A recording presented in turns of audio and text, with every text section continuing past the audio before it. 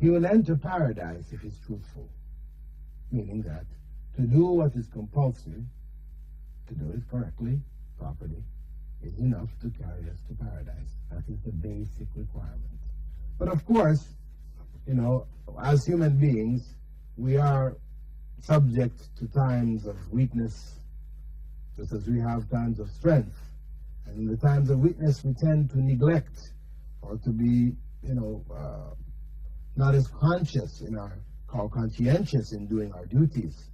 So if we have a body of voluntary acts around us that we are constantly doing, in our times of weakness, then we may give up some of the voluntary acts, but our compulsory acts are intact. Whereas if a person only does compulsory acts, and then a time of weakness catches them, due to whatever reason, and then they become lazy, then they will actually be giving up compulsory acts, which then become sinful. So there are a lot of benefits for maintaining and establishing the voluntary acts of worship around our compulsory acts, whether it's prayer, whether it's fasting, whether it's giving of zakah, whether it's hajj, all of these various pillars of Islam that we're required to do. There are voluntary acts which surround them, which we can use to our benefit, which have been provided by Allah through His Messenger to help us to fulfill the requirements on us.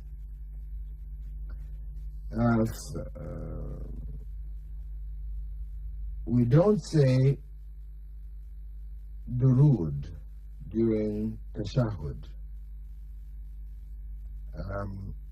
Well, what is meant by durood? Actually, I saw in his question earlier that durood is saying something to the effect of, Allahumma salli ala Muhammad, something to that effect. Allah, shower your blessings on Muhammad sallallahu alaihi wasallam. And that he's asking if we don't say this during tashahhud. Of course, we do say it in tashahhud. This asking about the blessed Prophet Muhammad is there in the tashahhud. Anyway, the third big question here.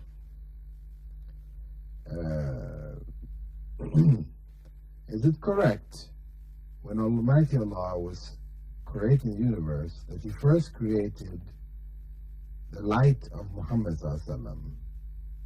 Is this proved by the Quran and Hadith? No, this is not the case. This is a fabricated story which was made up by people seeking to turn the Prophet Muhammad sallallahu alaihi wasallam into someone other than human, just a plain and a human being.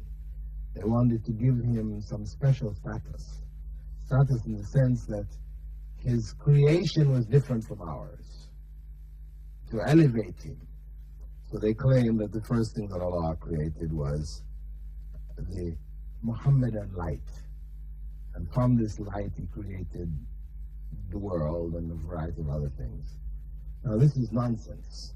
These are lies. This is not true about the Prophet ﷺ at all. There are no authentic hadiths to this effect. There are fabricated hadiths, as people who tried to destroy the message of Islam by introducing corrupt material to cause people to fall into the kind of traps that the Christians fell into, elevating Prophet Jesus to a status of being, God. People try to do the same thing amongst the Muslims. Certain negative elements who are opposed to the teaching of Islam try to introduce such teachings. However, the great scholars of Hadith, or the traditions of the Prophet ﷺ, sifted these things out, identified them, identified those who were involved in fabrication, etc. So we know that such stories are not authentic at all. And Allah tells us in the Quran, quoting Prophet Muhammad or telling Muhammad to say, He said, قُلْ إِنَّمَا أَنَا بَشَرٌ مِثْلُكُمْ. Say, Muhammad, to the people, indeed, I am only a man like you all. Why?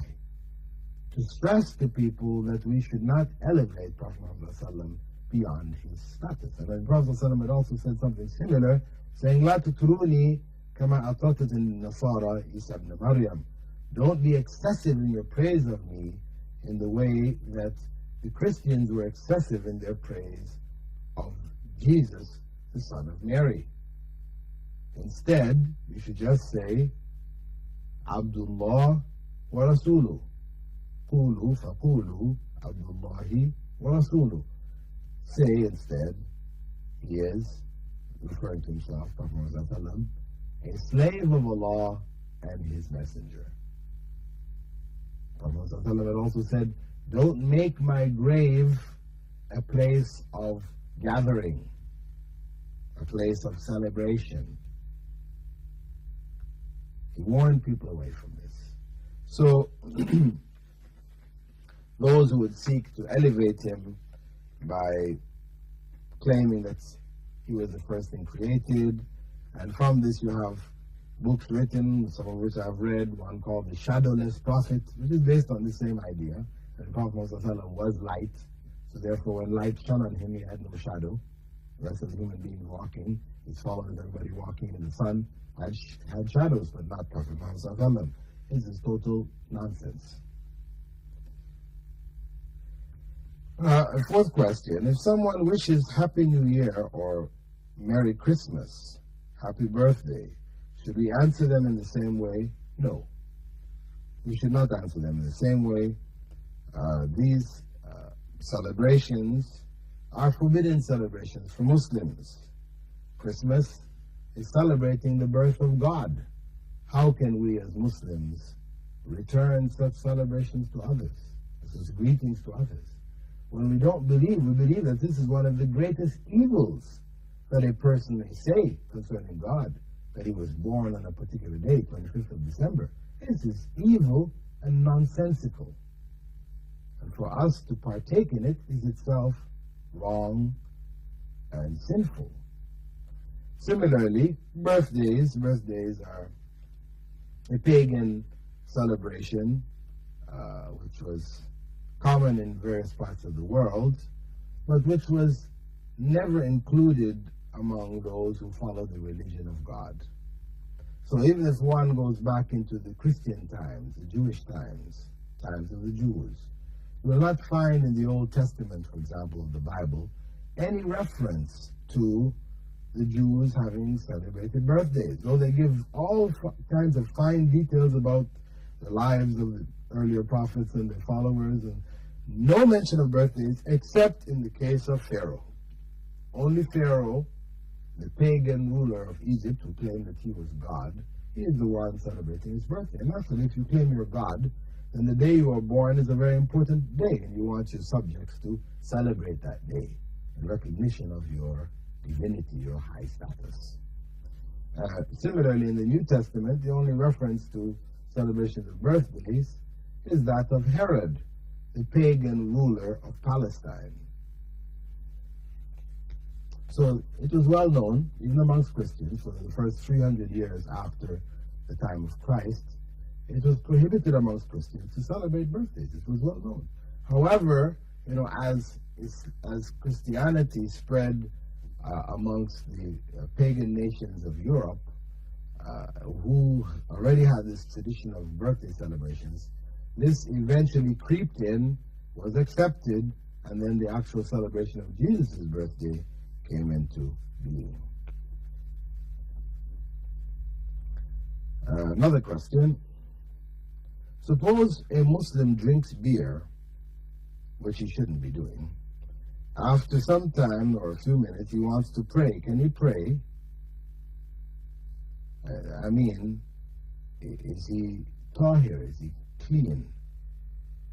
Well, this is of course a very technical question, in the sense that, technically speaking, a person, if they drink beer, this doesn't make them najis, though Allah does refer to alcohol as being najis, rijis actually. It is from the spiritual perspective, not from the physical perspective. So a person who drinks beer, they would not be required to make wudu before praying. However, of course, that's kind of a strange question, in the sense that one who doesn't fear God enough to refrain from drinking alcohol, how can he possibly fear God enough to pray? So it's a kind of cart before the horse type of question.